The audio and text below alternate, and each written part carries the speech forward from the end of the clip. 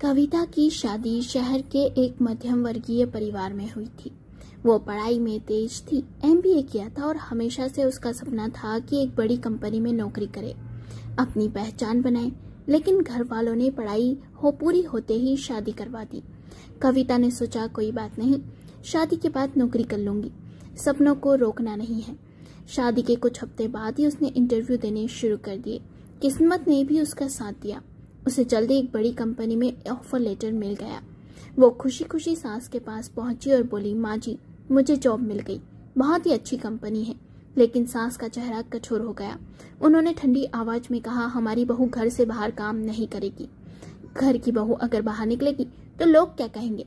अभी तो शादी हुई है, घर संभालो, यही तुम्हारा असली काम है। कविता ने हैरान नजरों से मनोज की तरफ देखा।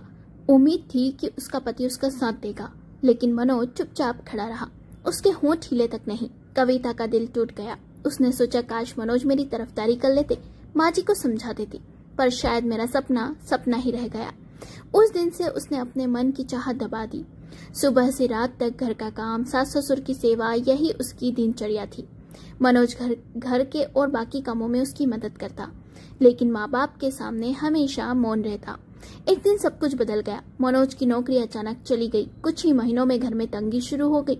ईएमआई, बिजली, पानी का बिल, राशन, हर महीने की जरूरतें पहाड़ बनकर सामने खड़ी हो गई। अब वही सास जो हर समय कहती थी, हमारी बहू घर से बाहर कदम नहीं रखेगी, एक शाम परेशान होकर बोली, कविता कुछ करती क्यों नहीं? इतना पढ़ लिख कर कोई फायदा नहीं हुआ। जब घर डूब रहा है तो बहू हाथ पर हाथ धरकर क्यों बैठी है? कविता ने शांत होकर उनकी आंखों में देखा और मुस्कुराई, फिर कहा, माँ जी, याद है आपने ही कहा था कि बहू घर से बाहर नहीं जाएगी, इसलिए मैंने अपने सपनों को दबा दिया। लेकिन आज जब घर को बचाना है तो बहू को ही आगे आना पड़ेगा।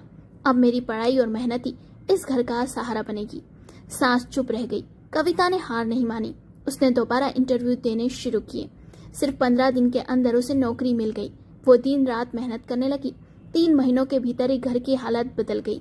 बिजली का बिल, पानी का बिल समय पर भरा गया, ईएमआई भी पूरी हो गई, घर का राशन समय पर आने लगा। अब वही सास जो कभी बहू की नौकरी का विरोध करती थी, एक दिन भावुक होकर बोली, बहू तेरी नौकरी करना हमारे लिए सौभाग्य है। हमने तुझसे घर की इज्जत मांगी थी, लेकिन तूने तो हमारा घर ही बचा लिया। तू सच में लक्ष्मी बनकर आई है। कविता की आंखें भर आई। उसने सोचा, काश मुझे पहले ही समझने का मौका दिया होता तो घर की यह हालत कभी नहीं होती। किसी औरत का घर के बाहर काम करना उसकी इज्जत को घटाता नहीं बल्कि बढ़ाता है। जो बहू रोटियां नहीं बेलती बल्कि जरूरत पड़ने पर घर की नींव भी संभाल लेती है, वही असली बहू होती है। कहानी पसंद आई तो लाइक